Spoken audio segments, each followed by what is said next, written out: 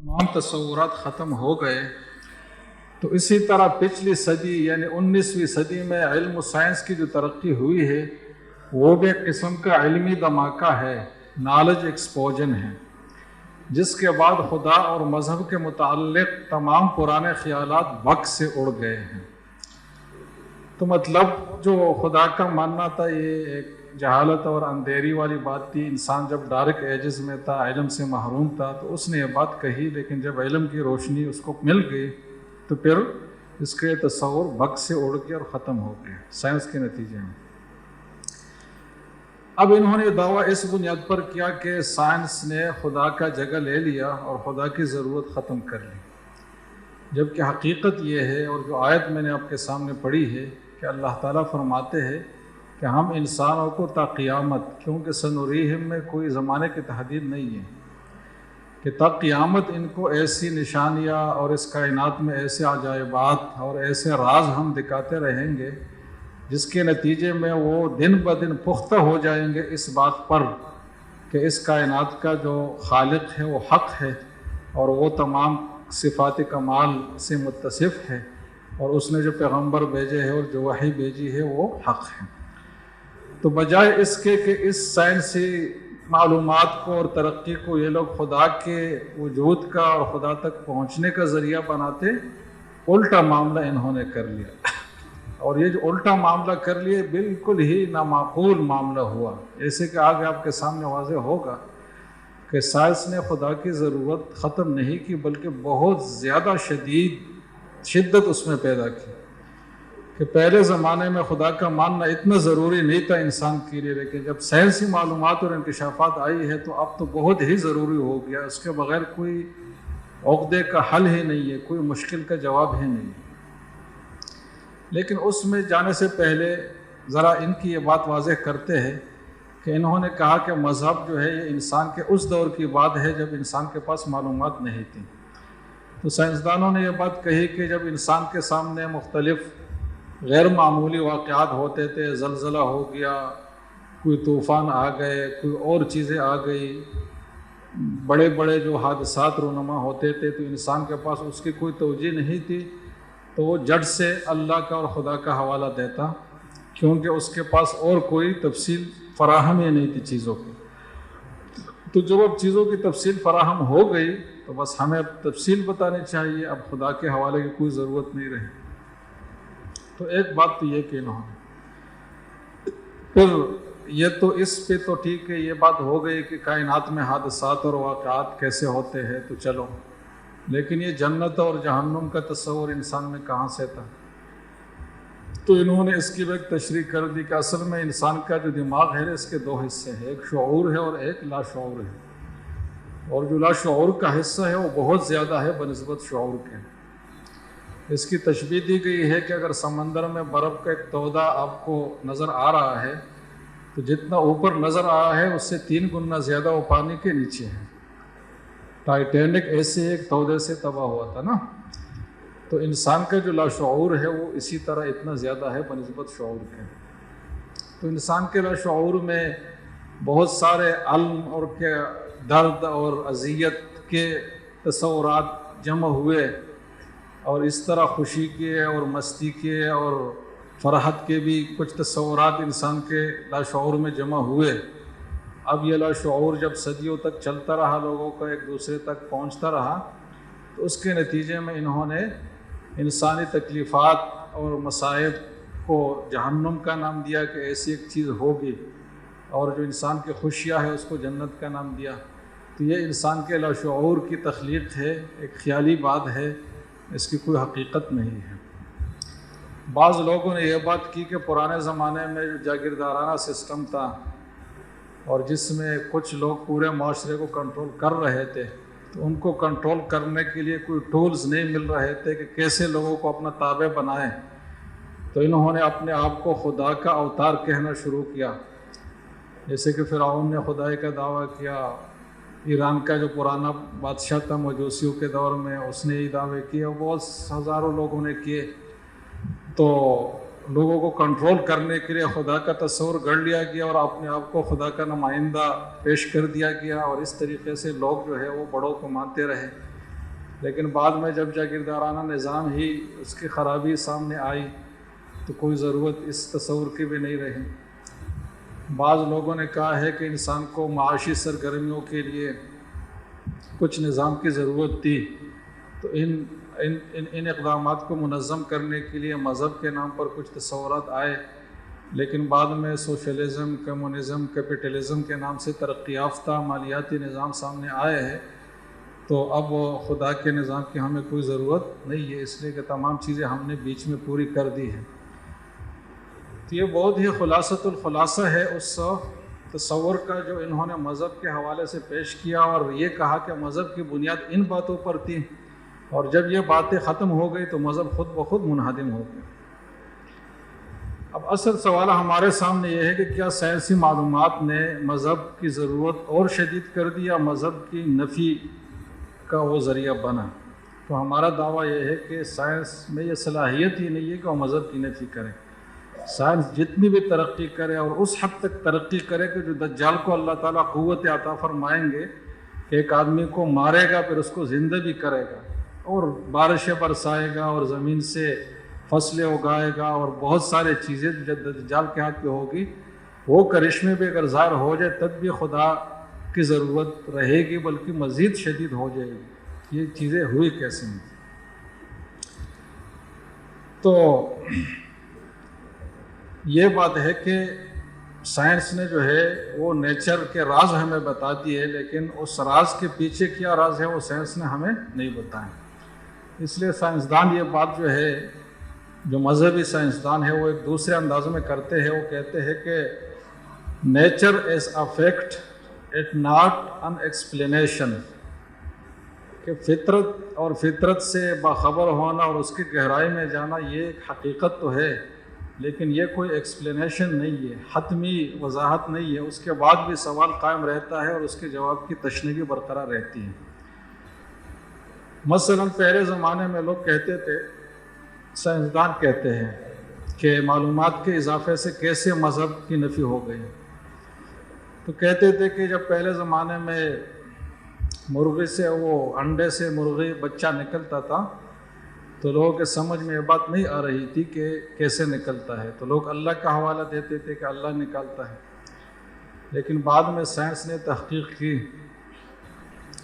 اور اس تحقیق میں یہ بات واضح ہو گئی کہ جب بچہ جو ہے انڈے میں بند رہا ہوتا ہے تو 21ویں دن پورے اس کا جو چونچ ہے اس کے اوپر ایک سینگ نما چیز ظاہر ہوتی ہے، چھوٹی سی، اور اس سینگ سے وہ خول کو توڑنا شروع کرتا ہے، اور جب وہ سوراخ اس میں کر لیتا ہے تو اس کو مزید وسیع کر کے اس سے نکل آتا ہے۔ تو کہتے ہیں کہ سائنس نے تو مسئلہ حل کر لیا کہ یہ جو نکلتا ہے نا، یہ تو چونچ پر سینگ بنتا ہے تو اس وجہ سے نکلتا ہے، تو خدا کی کیا ضرورت ہوئی؟ اب دیکھیں کہ سائنس نے سوال کا جواب نہیں دیا بلکہ اس سوال کو مزید گہرا کر لیا۔ پہلے تو ایک سادہ سوال تھا کہ انڈے سے بچہ نکلا، لیکن اب یہ ایک مزید پیچیدہ سوال ہو گیا کہ وہ کون سی ہستی ہے جو ٹھیک 21ویں دن اس کے چونچ پر ایک سینگ نمودار کرتا ہے اور اس کو پھر یہ ہدایت کرتا ہے کہ اس سے تم یہ توڑو تو تم نکلو۔ تو سائنس نے کوئی جواب تو نہیں دیا بلکہ اس سوال کو مزید گہرا کر لیا۔ اس طریقے سے انسان کے بارے میں تھا کہ انسان کیسے پیدا ہوتا ہے تو ہمیں پتہ نہیں ہے، تو بس اللہ پیدا کرتا ہے، لیکن اب تو پتہ چلا کہ انسان کا نطفہ ماں کے رحم میں پہنچتا ہے تو یہ ہوتا ہے تو وہ ہوتا ہے تو فلاں ہے، پھر ان مراحل سے گزرتا ہے۔ اب اس نطفے پر جو تحقیق ہوئی، انسان کے جسم پر جو تحقیق ہوئی، جو خلیے پر جو تحقیق ہوئی، اس میں ڈی این اے پر جو تحقیق ہوئی، آر این اے پر جو تحقیق ہوئی، اور یہ بات ثابت ہو گئی کہ ڈی این اے ایک اتنا چھوٹا حصہ جس کو ہم دیکھ بھی نہیں سکتے، لیکن اس میں معلومات کا اتنا ذخیرہ ہے کہ وہ لاکھوں صفحات پر بھی آپ نہیں لکھ سکتے، کتابی شکل میں اس کو لایا جائے کتنے ارب صفحات بنیں گے ایک خلیہ میں جو اتنا چھوٹا ہے کہ نظر بھی نہیں آ سکتا۔ اس میں اتنی تفصیلات والی چیز، اتنی حکمت اور علم سے بھری ہوئی چیز، ایسا کوڈ کس نے ڈال دیا؟ تو پرانے زمانے کے سوال کا جواب آسان تھا یا آج کے زمانے کا سوال کا جواب آسان ہے؟ مشکل ہے۔ آج کے زمانے کا مشکل ہے، کیونکہ جتنا گہرائی میں جائیں گے اتنے سوال کی گہرائی ہوگی، اور سوال کی گہرائی سے جواب کی شدت بڑھے گی۔ تو سائنس نے کبھی بھی یہ نہیں کیا کہ وہ مذہب کی نفی کرے، اس لیے کہ سائنس کا یہ کرائٹیریا، یہ اسٹرینتھ ہی نہیں ہے، یہ اس کا جو ہے مطلب یہ کہ سرکل میں یہ بات آتی نہیں ہے۔ سائنس جو ہے وہ آپ کو جو جواب دیتا ہے وہ کیا ہے کا جواب دیتا ہے، کہ یہ جو بلب ہے یہ کن اجزاء سے بنا ہے، اس کے اجزاء کی حقیقت کیا ہے، روشنی کیسے آئی ہے، بجلی کیسے ہوئی، کوئی چیز کیسی ہے اور کیا ہے، اس کی وضاحت سائنس فراہم کرے گا۔ لیکن ایک چیز کیوں ہے تو اس کے جواب سائنس کے پاس نہیں ہے، کہ جو بلب میں جو مادہ ہے یہ روشنی کرتا ہے، لیکن اس لاؤڈ اسپیکر میں جو مادہ ہے وہی مادہ ہے لیکن ادھر روشنی نہیں کرتا، یہ کیوں ہے؟ کیوں کا جواب اس کے پاس نہیں ہے۔ وہ آپ کو صرف بتا سکتا ہے کہ یہ چیز جب ادھر ہوگی تو ایسا ہوگا اور جب ادھر ہوگی تو ایسا ہوگا۔ تو یہ ایک بات ہے کہ کیوں ہے کا جواب اس کے پاس نہیں ہے، اور مذہب جو ہے وہ کیوں ہے کے جواب کے لیے ہے۔ مذہب نے کبھی بھی یہ دعویٰ نہیں کیا، بلکہ حضور صلی اللہ علیہ وسلم نے تو اعلان فرمایا تھا کہ انتم عالم بامور دنیاکم، آپ لوگ میری آنکھوں میں اتنی توجہ سے دیکھتے ہیں نا کہ میں نیچے دیکھ بھی نہیں سکتا آپ کی زیادہ فوکس کی وجہ سے۔ تو انتم عالم بامور دنیاکم، پیغمبر نے نہیں کہا کہ میں آپ کو دنیا کے حقائق بھی بتاؤں گا، بلکہ بتایا کہ تم لوگ زیادہ جانتے ہیں اپنی دنیا کی چیزیں۔ تو یہ سب امور دنیا ہے، سائنسی معلومات، مذہب نے اس کا دعویٰ ہی نہیں کیا۔ مذہب کا جو دعویٰ ہے وہ کیوں ہے کا ہے، یہ جو کچھ ہے یہ کیوں ہے، کس بنیاد پر ہے۔ تو اس کی توجیہ اگر اللہ تعالیٰ سے اور اللہ کے وجود سے نہ کی جائے تو کوئی اور توجیہ اس کا ممکن نہیں ہے۔ ایک اور ماہر حیاتیات ہے سیسل ہیمن، ان کا نام ہے، ان کا بھی ایک اقتباس میں آپ کو سناتا ہوں۔ سیسل ہیمن، کیا نام ہے جناب؟ وہ کہتا ہے کہ غذا ہضم ہونے اور اس کے جزوی بدن بننے کے حیرت انگیز عمل کو پہلے خدا کی طرف منسوب کیا جاتا تھا، اب جدید مشاہدہ میں کیمیائی رد عمل کا نتیجہ نظر آتا ہے۔ یعنی نظام انہضام پر تحقیق ہوئی تو کئی کیمیکل کا پتہ چلا، اور یہ کہ کیمیائی سسٹم ہے جس سے نظام انہضام آتا ہے۔ لیکن یہ سیسل صاحب کہتے ہیں کہ مگر کیا اس وجہ سے خدا کے وجود کی نفی ہو گئی؟ کہتے ہیں کہ نہیں، بالکل بھی نہیں، اس لیے کہ آخر وہ کون سی طاقت ہے جو کیمیائی اجزاء کا خالق ہے اور جس نے انہیں پابند کیا ہے کہ وہ ایک خاص ترتیب سے اس قسم کے مفید رد عمل ظاہر کریں جس سے کہ انسان کا غذا ایک مخصوص وقت میں حل ہو جائے اور ہضم ہو جائے اور جزو بدن بن جائے۔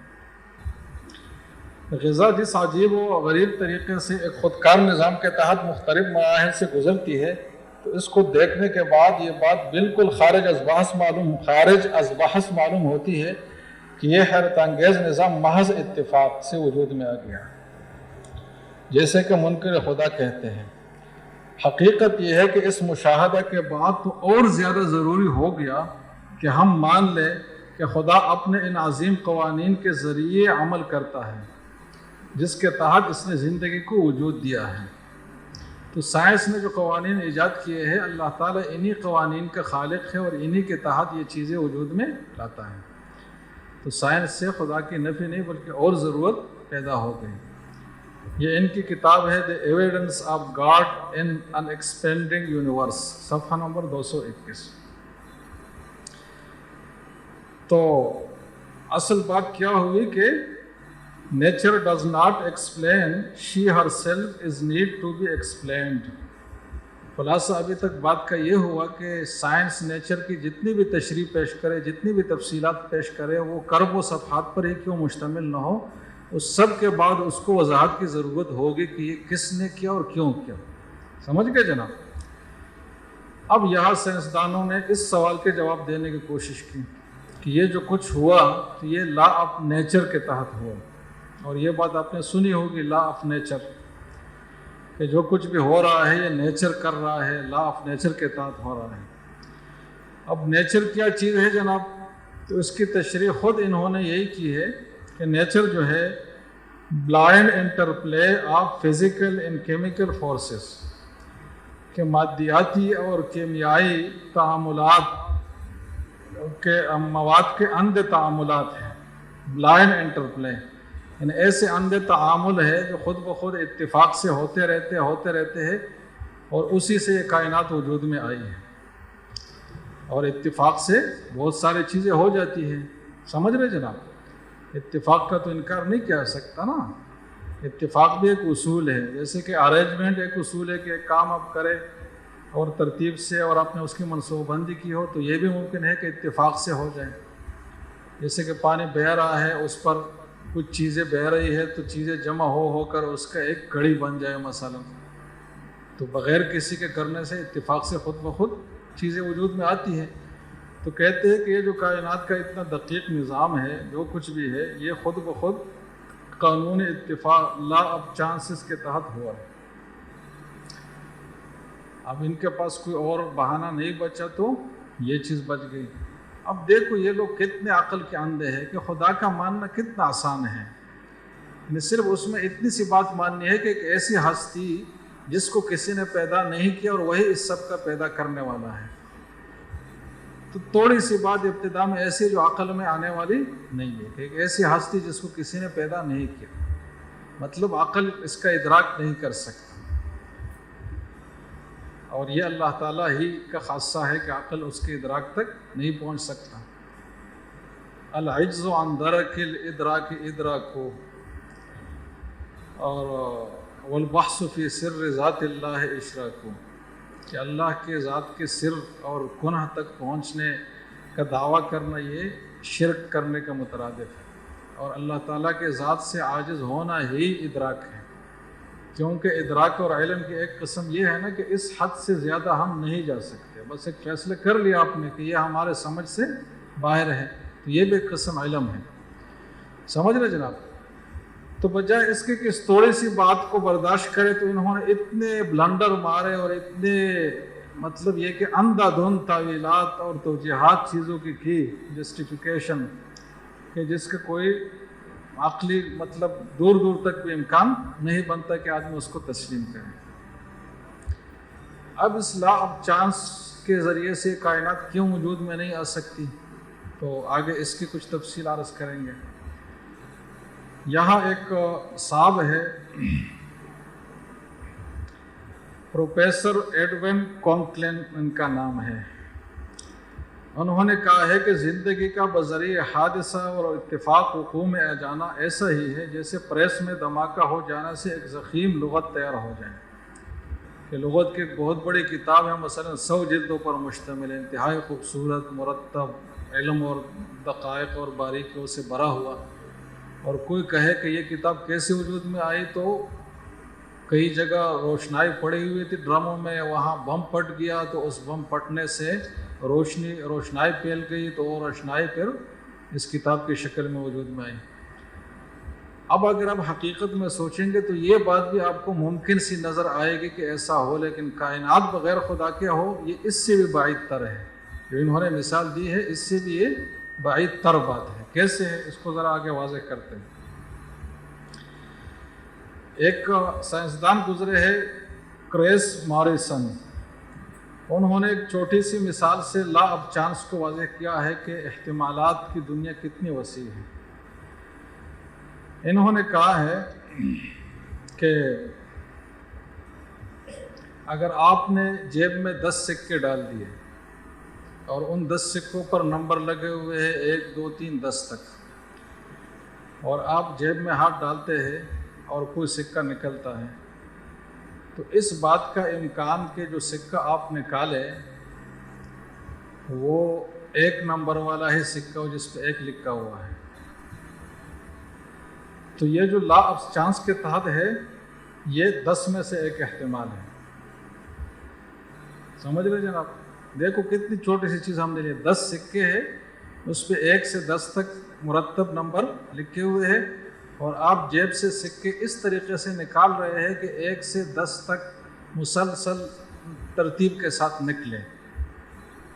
اب یہ عمل جو ہے اس کو اگر لا آف چانس کے تحت کریں گے تو کتنی دفعہ جیب سے سکے نکالنے پڑیں گے اور ڈالنے پڑیں گے، تو اس بات کو انہوں نے واضح کیا ہے کہ یہ امکان کے نمبر 1 سکہ پہلی بار تمہارے ہاتھ میں آئے 10 میں سے 1 ہے، پھر یہ امکان کہ 1 اور 2 بالترتیب تمہارے ہاتھ میں آ جائے تو یہ 100 میں سے 1 احتمال ہے، مطلب اس میں 100 مرتبہ کام کرنا پڑے گا۔ پھر یہ امکان کہ 1 2 3 بالترتیب نکلے، یہ 1000 میں سے 1 ہے۔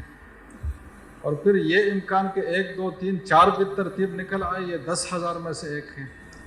یہاں تک کہ 1 سے لے کر 10 تک تمام سکے ترتیب کے ساتھ نکل آئے آپ کے جیب سے، یہ 10 ارب میں سے 1 احتمال ہے۔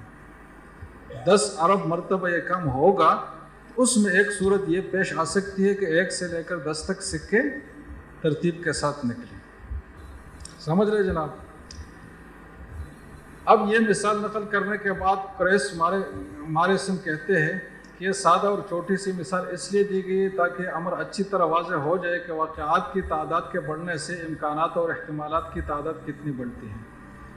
اب اندازہ کریں کہ اس دنیا میں جتنی بھی چیزیں موجود ہیں، جمادات، حیوانات، چرند پرند، ان کا وجود اگر محض اتفاق سے ہو تو اس کے لیے کتنی مدت درکار ہوگی، اور کائنات کی اتنی مدت ہے بھی یا نہیں ہے اور ممکن بھی یا نہیں۔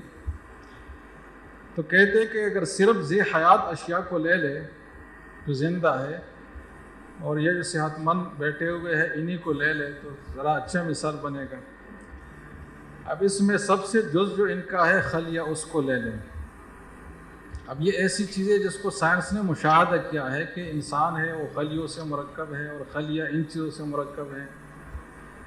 تو اگر ایک بڑے انسان کا ایک جز لے لے خلیہ، اور اس خلیہ کا ایک انتہائی چھوٹا سا اور معمولی سا حصہ لے لے جو پروٹین کہلاتا ہے، پروٹین خلیہ کا ایک حصہ ہے۔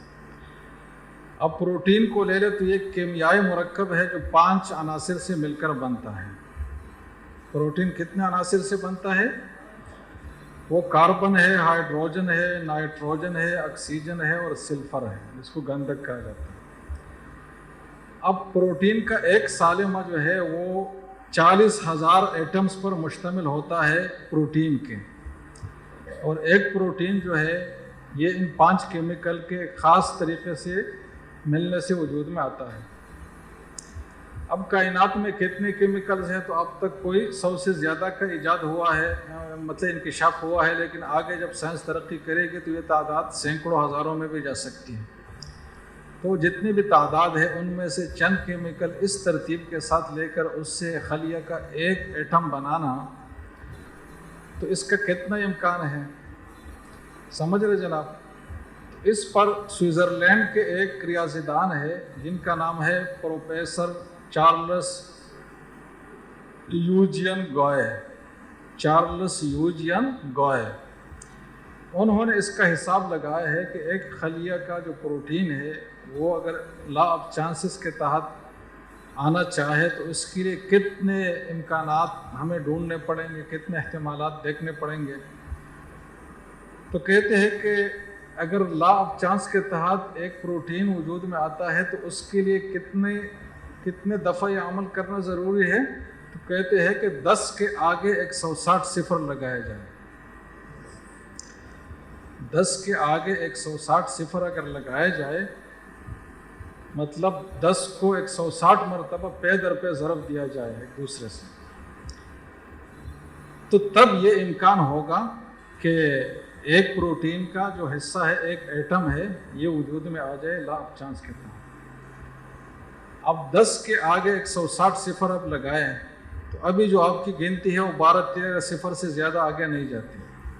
کربو پدم اور پتہ نہیں کیا کیا، وہ 10-15 صفروں سے آگے انسان کے پاس گنتی نہیں ہے۔ چل جائے کہ 160 صفر ہو تو کتنی بڑی تعداد بنے گی۔ اب یہ ایسا عدد وجود میں آئے گا جو الفاظ میں بیان نہیں کیا جا سکتا، جس کے کمپیوٹر بھی کوئی حساب کتاب نہیں لگا سکتا۔ اب دیکھو یہ ایک خلیے کے ایک ایٹم کا ہم نے بات کی ہے۔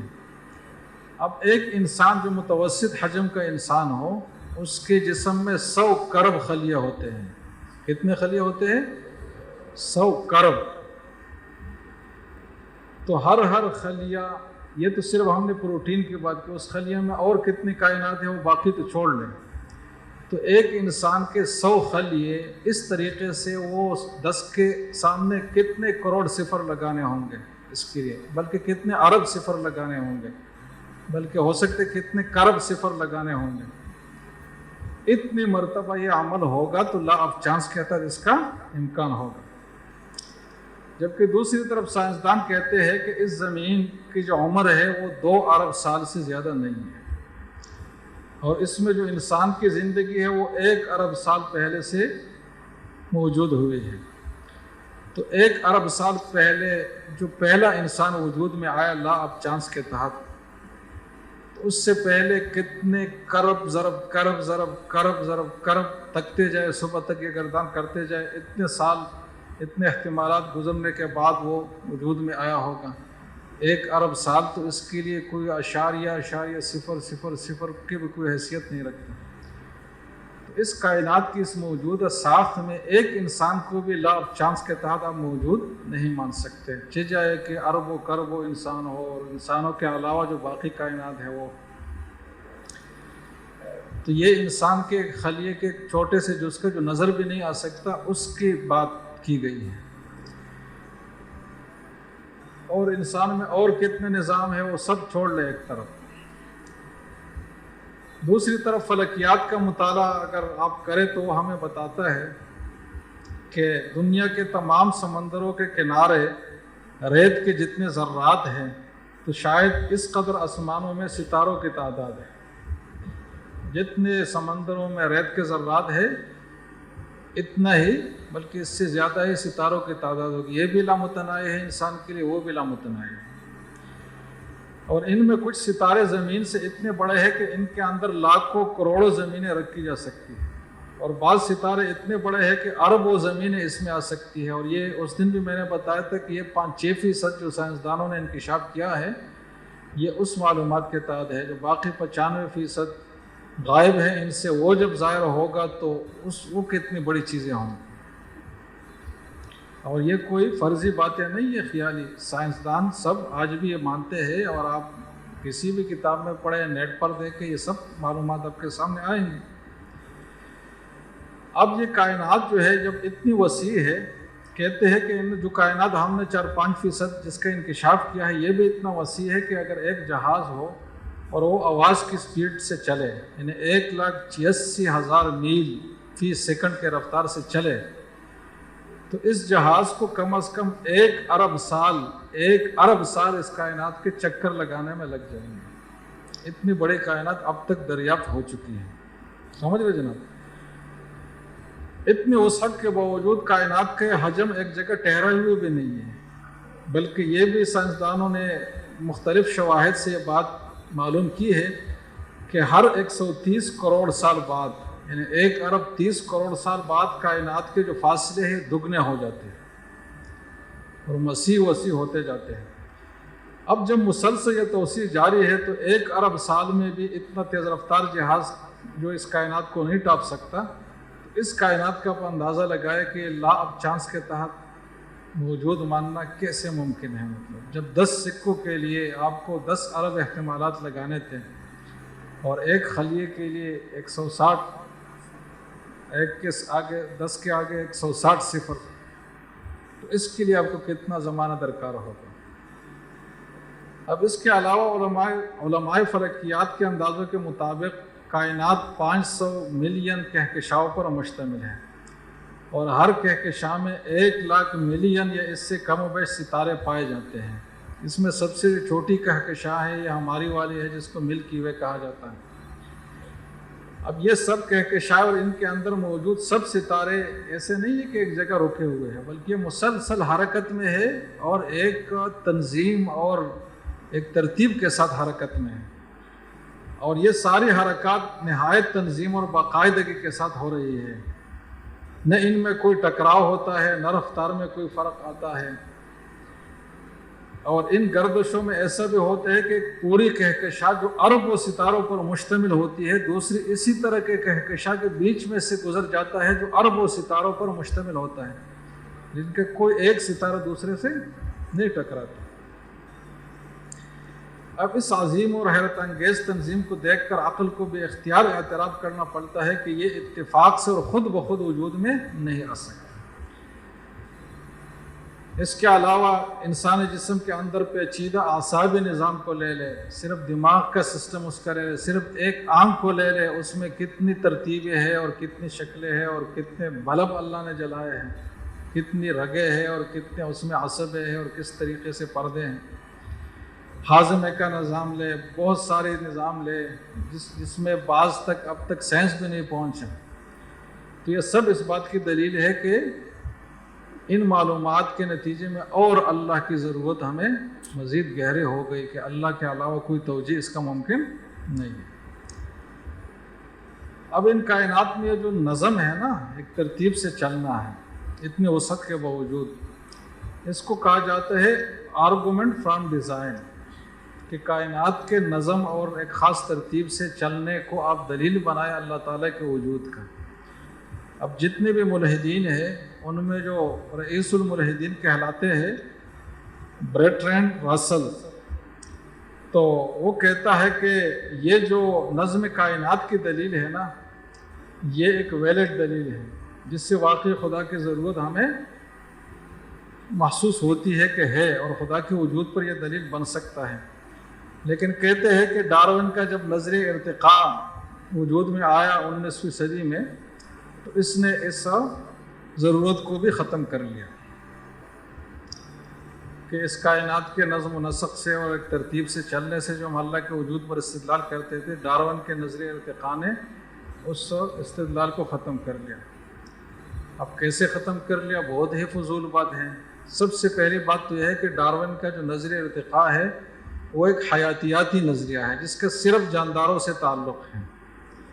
جو بے جان چیزیں ہیں، سیارے، ستارے، اربوں کہکشائیں، اس میں کرب و ستارے، ان کا ایک نظم اور یہ ساری ترتیب اور ماحول اور موسم، اس میں کوئی توجہ نہیں ہے ڈارون کے نظریے میں۔ ڈارون نے جو ایک پاگلانہ بات کی وہ یہ ہے کہ سب انسان جو ہے ایک سادے سے، سب انسان نہیں، سب جتنی بھی حیات ہے موجودہ، جتنی بھی زندہ چیزیں ہیں، تو ہزاروں انواع و اقسام کے ساتھ یہ ایک سیل پہلے وجود میں آیا، پھر ایک سیل پہ لاکھوں سال گزرے تو 2 سیل ہو گئے، پھر 2 سیل لاکھوں سال گزرے تو 3 ہو گئے، پھر اس طریقے سے ایک سادہ سی چیز موجود ہو گئی، پھر تھوڑی سی پیچیدہ سی چیز موجود ہو گئی، پھر ایک چیز سے دوسری نکلی تو پھر دوسری سے تیسری نکلی۔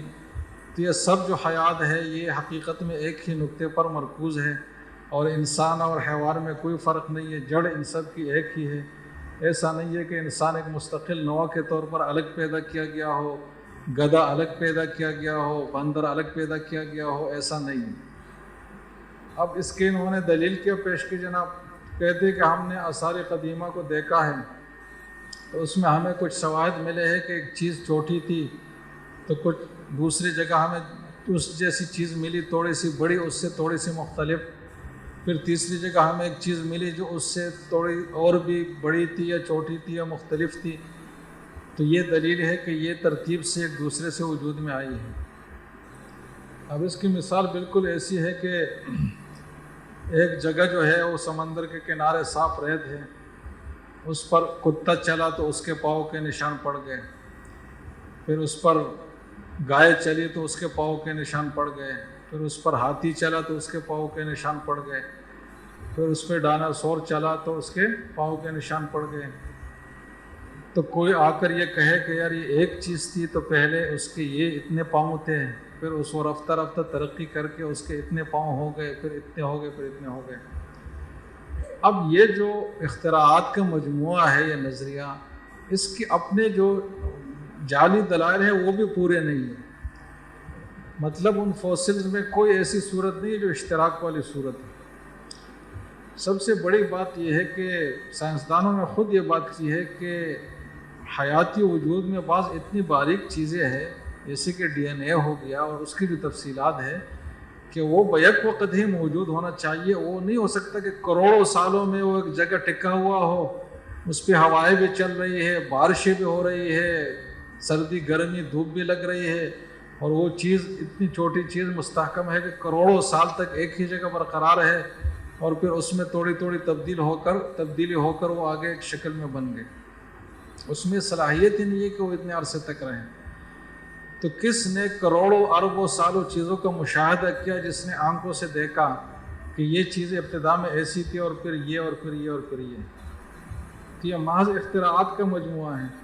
تو جو اعتراض یہ مذہب پر کرتے ہیں کہ آپ غیبی باتیں مانتے ہیں مشاہدے کے بغیر، تو بھائی آپ کون سے مشاہدے والی بات مانتے ہیں؟ کیونکہ آپ کے دعوے کے ثبوت کے لیے کروڑوں سالوں کا مسلسل مشاہدہ ضروری ہے. تو کس نے کیا ہے وہ مشاہدہ، جس نے پھر یہ بات دیکھی کہ بھائی واقعی ایسے ایولیویشن ہوئی ہے اور ارتقاء کے ذریعے سے چیزیں وجود میں آئی. تو یہ اتنا بیہودہ نظریہ ہے کہ جو بہت ہی متعصب سائنسدان ہے جو مذہب کی طرح مطلب چیزوں پر یقین رکھنے کے داعی ہے، تو پھر وہ اس پہ یقین رکھتے ہیں. لیکن ہم کہتے ہیں کہ اس پہ یقین رکھنا ہے تو پھر مذہب پر یقین رکھ لو. کم از کم ایک اچھی جو ہے چیز تو ہوگی آپ کے پاس ویلڈ، کہ آپ ایک انسان کے ایسے اختراعی چیز ہی کو اپنا مدار بناتے ہیں اپنی بات کا. تو باقی ڈارون کے نظریے ارتقاء پر بہت بحث ہوئی ہے، بہت کتابیں لکھی گئی ہے. تو اس بیہودہ اور باطل اور مفروضے کو برٹن رسل نے کہا کہ یہ اس کائنات کے نظم سے جو اللہ کا جو وجود تھا نا استدلال، یہ اس کا جواب ہے. تو یہ کس طرح اس کا جواب ہو گیا؟ یعنی یہ اس کا جواب ممکن ہی نہیں ہے، کیونکہ وہ حیاتیاتی نظریہ ہے. تو غیر حیاتیاتی چیزوں کو کیا توجیہ آپ کے پاس؟ اب غیر حیاتیاتی چیزوں میں آپ دیکھیں کہ اس میں نظم کتنے اللہ تعالیٰ نے رعایت رکھی ہے. یہ زمین جو اللہ تعالیٰ نے ایک خاص حجم کے ساتھ بنائی ہے، تو یہ زمین چاند سے کتنی بڑی ہے؟ تو پہلے تو یہ بات کہی جاتی تھی کہ 6 گنا بڑی ہے، لیکن اب جدید تحقیق یہ ہے کہ 4 گنا بڑی ہے زمین جو ہے، اس کا جو وہ ہے تو یہ چاند سے. اب یہ زمین اگر چاند سے اس سے زیادہ بڑی ہوتی تو پھر اس زمین پر یہ موسم جو ہم جس میں جی رہے ہیں یہ ممکن ہی نہ ہوتا، اور اگر اس سے چھوٹی ہوتی تو بھی یہ ممکن نہ ہوتا. اب اس بات کو تھوڑا سا واضح کرتے ہیں کہ کس طرح ہوتا، تو اس سے جو ہے نا آپ کا ایمان تازہ ہو جائے گا. ایک معمولی سی چیز وہ جو ہے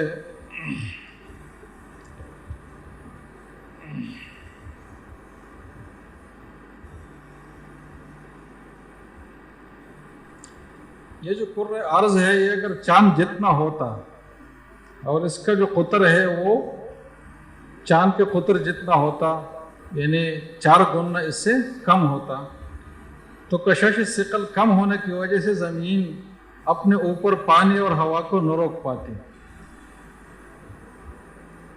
اور ہوا کا غلاف جب اس کے اوپر نہ ہو تو رات کے وقت بہت سرد ہوتی ہے اور دن کے وقت تندور کی طرح جل رہی ہوتی. اس کے برعکس اگر زمین کا حجم موجودہ حجم کی بنسبت زیادہ ہوتی تو اس کی کشش بھی اس لحاظ سے زیادہ ہوتی، کشش سے کم. تو جو ہوا اس وقت زمین پر 500 میل کی بلندی تک پائی جاتی ہے جس میں انسان زندہ رہ سکتا ہے، یہ ہوا 500 میل کی بلندی تک موجود ہے، اس سے آگے پھر یہ نہیں ہے.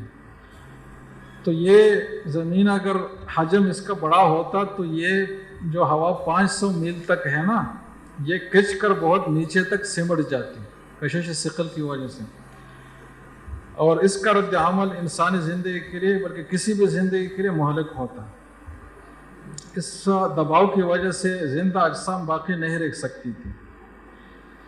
اب دیکھیں یہ بھی ایک بات ہے کہ معتدل حجم میں جو زمین کی کشش ثقل اور ہوا کا دباؤ ہے تو یہ انسان کے لیے موضوع ہے، اور ہر انسان اس زمین کے ساتھ لٹکا ہوا ہے. اب امریکہ والے بالکل ہم سے نیچے آ رہے ہیں لیکن کوئی بھی نہیں گر رہا. تو جیسے کہ کیل دیواروں میں اٹکے ہوئے ہیں نا، ایسے ہی انسان اس زمین کے اوپر اڑا ہوا ہے، لٹکا ہوا ہے، اور زمین کی کشش اور اوپر سے ہوا کے دباؤ سے انسان اس زمین پر ٹکا ہوا ہے. کتنا ہوا کا دباؤ ہے؟ تو ہر مربع انچ پر 7.5 سیر، یعنی کوئی 10 کلو کے قریب دباؤ ہے. اور ایک اوسط حجم والے جسم والے انسان پر 280 من کا دباؤ ہے، جس کی وجہ سے زمین کے ساتھ ایک لحاظ سے لگا ہوا ہے. لیکن پھر آپ کہیں گے کہ 280 من اگر ہمارے اوپر دباؤ ہے تو ہم آسانی سے حرکت کر رہے ہیں، چل پھر رہے ہیں، کوئی ہم محسوس نہیں کر رہے ہیں، تو یہ کیسا ہے؟ تو اس وجہ سے ہے کہ یہ دباؤ چاروں طرف سے ہے اور ہر مقام پر ہے، سمجھ رہے جناب؟ تو اس کا وزن محسوس نہیں ہوتا. جیسے کہ پانی میں جب آپ غوطہ لگائے سمندر میں، تو سمندر کا جتنا وزن ہے نا وہ سب آپ کے اوپر آ گیا ہے، کیونکہ آپ اس کے بیچ میں ہیں، لیکن وزن آپ کو محسوس نہیں ہوتا، اس لیے کہ وہ آپ کو ہر طرف سے وزن مل رہا ہے، آپ کو ہر طرف سے گھیرا ہوا ہے. تو جب چیز ہر طرف سے ہو تو وہ محسوس نہیں ہوتا. اب زمین اپنے محور پر 24 گھنٹے میں ایک چکر مکمل کر لیتی ہے اور 1000 میل فی گھنٹہ کی رفتار سے چل رہی ہے. اب یہ جو رفتار ہے یہ زمین کے اس خاص حجم کے ساتھ ہے. اگر یہ حجم کم و زیادہ ہو جائے تو یہ ساری چیزیں کچھ اور ہو جائیں گی. اگر یہ رفتار کم ہو کر 200 میل فی گھنٹہ ہو جائے، اور یہ ممکن ہے کیونکہ جب 1000 میل ممکن ہے تو 200 میل بھی تو ممکن ہے. لا آف چانس کے تحت 200 میل بھی ہو سکتا تھا، اب 1000 میل ہی کیوں ہے؟ تو اگر یہ 200 میل ہو جائے تو ایسی صورت میں ہمارے دن اور راتیں 10 گنا زیادہ لمبے ہو جائیں گے. اب اس کے نتیجے میں کیا ہوگا کہ گرمیوں کا سخت سورج ہر دن تمام نباتات کو جلائے گا، اور جو بچ جائیں گے وہ لمبی رات میں ٹھنڈک کی نظر ہو جائیں گے. تو اس دنیا پر کوئی نبات و حیات ممکن نہیں ہے. سورج جو ہمارے لیے زندگی کا سرچشمہ ہے، لیکن یہ کیوں ہے؟ اس لیے کہ ایک مناسب فاصلے سے ہے اور ایک مناسب حجم کے ساتھ ہے. یہ زمین سے 110 گنا بڑا ہے اور 10.5 کروڑ میل جو ہے یہ زمین دور ہے زمین سے جو ہے سورج. تو سورج کی سطح پر 12,000 ڈگری فارنہائٹ کا ٹمپریچر ہے اور زمین کا اس کا فاصلہ 9 کروڑ 30 لاکھ میل ہے، اور یہ فاصلہ حیرت انگیز طور پر مسلسل قائم ہے.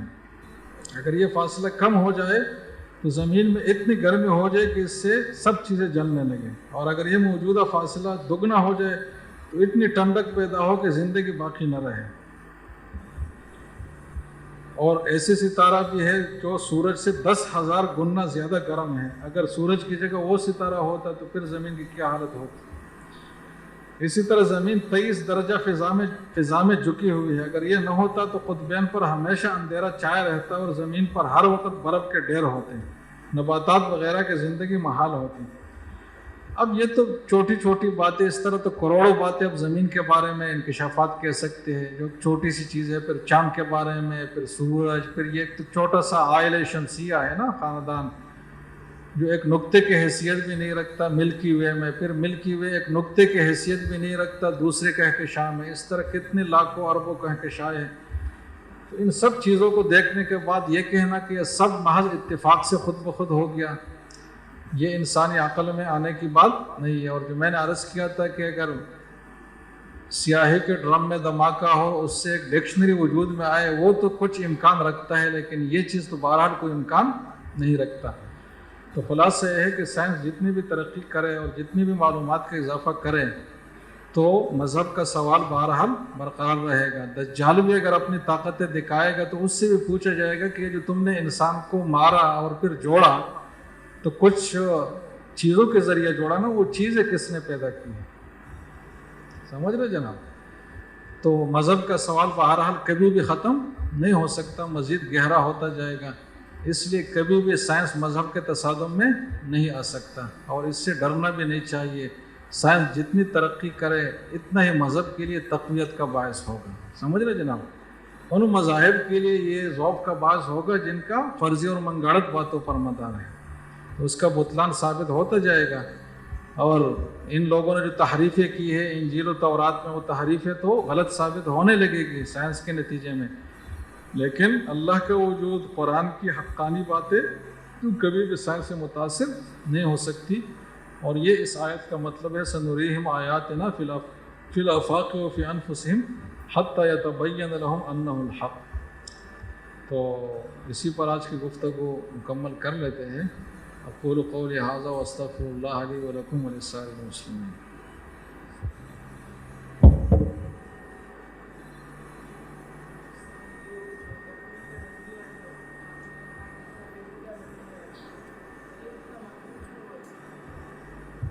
بس مقبول اس لیے ہے کہ یہ مذہب کی نفی کر رہا ہے اور جو چیز بھی مذہب کی نفی کرے تو وہ ملحدین کے لیے مرغوب ہے، باقی کوئی اس میں کوئی ویلیڈیٹی تو نہیں ہے، کوئی لاجک نہیں ہے۔ وہ جو ترکیہ کے مشہور سائنسدان ہے، کیا نام ہے ان کا، ترکیہ کے جو ہے جنہوں نے نظریہ ارتقاء پہ بہت تفصیل سے لکھا ہے، نہیں ابھی چیٹ جی پی ٹی سے میں نے پوچھا کہ نظریہ ارتقاء کیوں غلط ہے، اس نے کئی سارے دلائل دیے کہ ان کی توجیہات نظریہ ارتقاء کے تحت نہیں ہو سکتی۔ یعنی نظریہ ارتقاء میں تو آپ مادی چیزوں کی توجیہ کریں گے نا، کہ انسان ایک بوتل کے طور پر کیسے وجود میں آئے، لیکن اس انسان میں محبت ہے، اس میں نفرت ہے، اس میں عقل ہے، اس میں علم ہے، بالکل غیر مادی چیزیں۔ تو غیر مادی چیزیں کہاں سے آ گئیں؟ یعنی نظریہ ارتقاء کے تحت میری یہ آنکھ اس طرح ہونی چاہیے، مطلب ایک چیز ہونی چاہیے، لیکن آنکھ ہو یہ ایک خاص ترتیب کے ساتھ ہو، اس میں اتنی خوبصورتی ہو، پھر انسان میں جمالیاتی احساس ہو۔ اگر یہ نظریہ ارتقاء ہو تو اس میں ہے کہ جو قوی ہے نا وہی باقی رہ گیا، تو بہت سارے کمزور پرندے ہیں جو قوی ہونے کے پرندوں کے ساتھ ساتھ وہ بھی وجود رکھتے ہیں، تو سب ایک ہی ٹائپ کی چیزیں آخر میں موجود ہونے چاہیے، بالکل ایک رف انداز میں، جس میں نہ کوئی خوبصورتی ہو، نہ رنگینی ہو، نہ کوئی ذوق کی چیز ہو، انسان میں نہ کوئی علم ہو، نہ شعور ہو، نہ ادراک ہو، نہ محبت ہو، نہ نفرت ہو۔ یہ باتیں کہاں سے آ گئی نظریہ ارتقاء کہتا ہے؟ تو یہ بالکل بیہودہ فضول ترین نظریہ ہے، لیکن جس کو اللہ تعالیٰ اندھا کر لے تو اس کو پھر اندھی چیزیں بھی اچھی نظر آتی ہیں۔ یہی میں نے کہا نا کہ خدا کا وجود ماننا کتنا آسان ہے، کہ ایک جگہ آپ اپنے عقل کو شکست دے کہ بھائی اس میں میرے عقل نہیں چل سکتی، باقی ساری چیزوں کی توجہ اس کے تحت کریں، اور اس نظریے اور الحاد میں جا کر اور خدا کے انکار میں جا کر تو ہر چیز میں آپ پاگل ہو جائیں گے کہ یہ کیسے ہو اور یہ کیسے ہو۔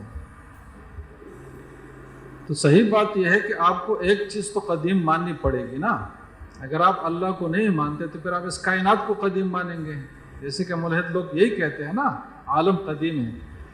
تو جس چیز سے آپ بھاگ رہے تھے وہ چیز تو آپ نے مان لی، اور بہت ہی بیہودہ طریقے سے مان لی، جس میں کوئی توجیہ بھی آپ نہیں کر سکتے۔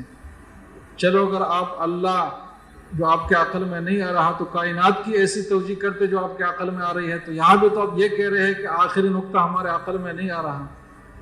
تو بھائی جہاں وہی نا فر من المطر وقام تحت المیزاب، بارش سے بھاگ رہا تھا پر نالے کے نیچے کھڑا ہوا، تو وہی بات ہے۔ دوسری طرف کائنات کو قدیم ماننا پڑے گا، اور اس کے قدیم ماننے میں تو بالکل بداہتاً غلط ہے۔ ہم دیکھ رہے ہیں کہ ہم پہلے نہیں تھے اب ہے، اور ہم کچھ عرصہ بعد نہیں ہوں گے اور پھر ہوں گے، اور ہر چیز ایسی ہے، مسلسل متغیر ہے، اور ہر متغیر حادث ہی ہے۔ تو جب حادث ہے تو وہ قدیم کیسے ہو گیا؟ پھر کہتے ہیں کہ نہیں انرجی اصل چیز ہے، تو یہ چیزوں کی شکلیں تو مختلف ہوتی ہیں لیکن جو انرجی ہے نا وہ قدیم ہے۔ بھائی وہ کیسے قدیم ہے؟ وہ تو پھر ایک تسلسل لازم آئے گا کہ اس نے یہ پیدا کیا اور اس چیز سے یہ پیدا ہوا، تو اگر انرجی کو آپ قدیم مان سکتے ہیں تو اس کی جگہ اللہ کو قدیم مان لیں۔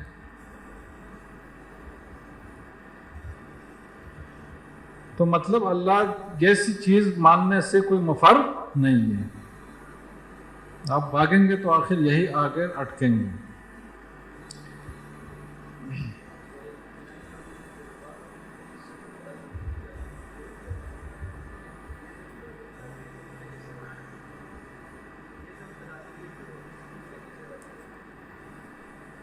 لا ادریت تو یہ ہے نا کہ ہمیں پتہ نہیں ہے۔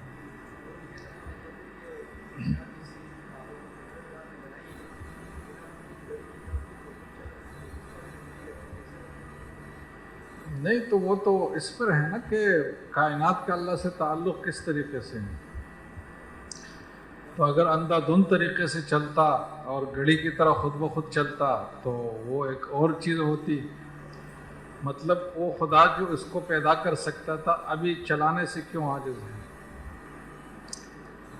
اور گھڑی کا تو جو بنانے والا تھا وہ تو اس سے غائب ہے، تو اللہ تو ہر وقت حاضر ہے، ناظر ہے، دیکھنے والا ہے، قدرت والا ہے، تو کیوں ہم اس کو کہے کہ وہ اللہ تعالیٰ معطل ہو گئے؟ نعوذ باللہ۔ جب قدرت اللہ کی آپ نے مان لی تو آخر تک مان لے پھر۔ ابھی معطل ہونے سے کیا آپ کو فائدہ ہوگا اور کیا دلیل ہے کہ وہ معطل ہو گیا؟ یعنی اس پہ تو میں نے آپ کو حوالہ دیا تھا نا کہ الدین القیم جو کتاب ہے نا مناظر احسن گیلانی رحمہ اللہ کی، اس میں اس نقطے کو بڑا واضح کیا انہوں نے کہ کائنات سے اللہ کا تعلق ایسا نہیں ہے جیسے کہ معمار نے ایک مکان بنایا اور پھر وہ مر بھی گیا اور مکان قائم ہے، بلکہ اگر کوئی چیز اس کی مطلب صرف تفہیم کے حد تک، کیونکہ اللہ تعالیٰ کے تو کوئی مثل نہیں ہے اور اللہ تعالیٰ کے افعال کی بھی کوئی یقینی توجہ نہیں ہے، لیکن صرف ایک دور کے نظیر کے طور پر اگر کوئی چیز ہو سکتی ہے تو یہی ہے جیسے کہ ہم خیال میں بہت ساری چیزیں تصور کرتے ہیں۔ ایک آدمی بیٹا وہ خیال میں پورا اپنے خیال میں پورا ایک شہر بناتا ہے اور اس شہر میں سڑکیں بھی ہیں اور بلڈنگز بھی ہے اور سارے لوازمات بھی ہیں، لیکن وہ چیزیں ایسی ہے کہ جو اس کے بغیر وہ موجود بھی نہیں ہو سکتی، لیکن وہ اس شخص کے وجود کا حصہ بھی نہیں ہے، اور وہ چیزیں خارج میں تو ہے لیکن اس کے دماغ میں اس کے لیے کوئی جگہ کی بھی ضرورت نہیں ہے۔ اور یہی تصورات بعض انسان کو جب تصوراتی طاقت زیادہ دی جائے، جیسے کہ مسمرزم والے لوگ ہیں اور ہپنوٹزم والے لوگ ہیں، تو وہ اپنے تصورات کو دوسروں کے سامنے دکھا بھی سکتے ہیں۔ تو اللہ تعالیٰ کے علم میں بھی کائنات اس طریقے سے تھی اور موجود ہے اور ہر چیز، اور اللہ جب کسی کو کن کا حکم دیتا ہے تو وہ پھر معرض وجود میں آتا ہے، اور جب تک وہ ہے تو بس مسلسل اللہ تعالیٰ سے رابطے میں ہے۔ جیسے کہ اس خیال سے جو ہم نے بنایا ہے، اگر ایک لمحہ کے لیے بھی ہم غائب ہو جائے تو وہ خیال ختم ہو جائے گا، تو اللہ کی حضوری اگر اس کائنات سے ایک لمحے کے لیے بھی غائب ہو تو یہ کائنات بھی ختم ہو جائے گا۔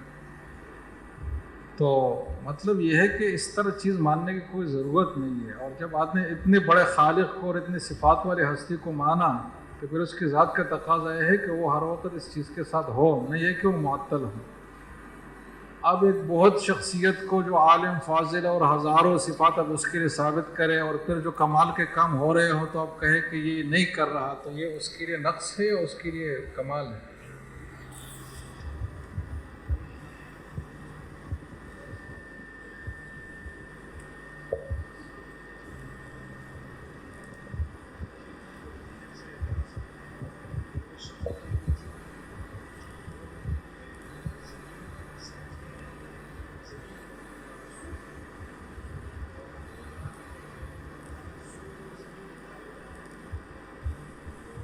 کہاں ہے کہ سورج کو زمین کے تابع بنائیں؟ تو اس میں زمین کے تابع کی بات کہاں آ گئی؟ اس میں تو یہ ہے کہ سورج بھی حرکت کر رہا ہے، تو سائنس نے تو مانا ہے کہ سورج اپنے پورے عائلہ کے ساتھ حرکت کر رہا ہے، یعنی یہ چیزیں بھی ہو رہی ہے کہ زمین سورج کے ارد گھوم رہی ہے اور چاند یہ اور یہ اپنے مدار میں حرکت، لیکن یہ پورا جو عائلہ شمسیہ جو خاندان ہے یہ پورا آگے بھی جا رہا ہے نامعلوم مقام تک۔ بہرحال یہ جو باتیں ہیں میں نے عرض کر دیا کہ بھائی قرآن و حدیث کی نصوص، کیونکہ یہ موضوع ہی نہیں ہے نا قرآن کا، تو ایسا تو نہیں ہو سکتا کہ کوئی چیز مشاہدہ ہو اور قرآن اس کے خلاف ہو، اور مذہب کے حوالے سے یہی نقطہ نظر اپنانا چاہیے۔ یعنی ہم یہ نہیں کہتے کہ اللہ کا وجود سائنس سے ثابت شدہ ہے، سمجھ رہے جناب، کیونکہ سائنس سے تو ثابت وہ چیز ہوگی جو تجربے میں آتی ہوں، اور خدا تو تجربات سے ماورا ہے۔ ہم جو بات کہیں گے وہ یہ ہے کہ سائنس جو ہے یہ اللہ کے وجود کے خلاف نہیں ہے، اور کوئی ایسی سائنسی دلیل نہیں ہے جو اللہ کے وجود کے خلاف قائم ہو، کوئی ایسی عقلی دلیل نہیں ہے جو اللہ کی نفی کا تقاضا کرے۔ اب یہ دونوں الگ باتیں ہیں کہ اللہ کو اب عقل سے ثابت کرے، دوسرا ہے کہ اللہ کو آپ یہ کہے کہ عقل سے اس کی نفی پر کوئی دلیل نہیں ہے۔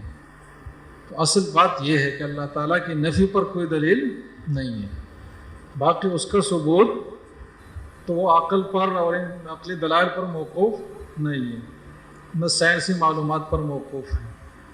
یہ ہے کہ ان چیزوں سے اللہ کی نفی نہیں ہو جاتی، کوئی بھی ایسے عقلی دلیل نہیں ہے کہ جو اس بات کا ضروری تقاضا کرے کہ اللہ نہیں ہونا چاہیے۔ اس لیے جو ہوشیار ملحدین ہیں نا، وہ اللہ کے بارے میں جب گفتگو کرتے تو کیا کہتے ہیں؟ کہتے ہو سکتا ہے کہ اللہ ہو، لیکن ہمیں کوئی یقین نہیں ہے۔ سمجھ رہے جناب؟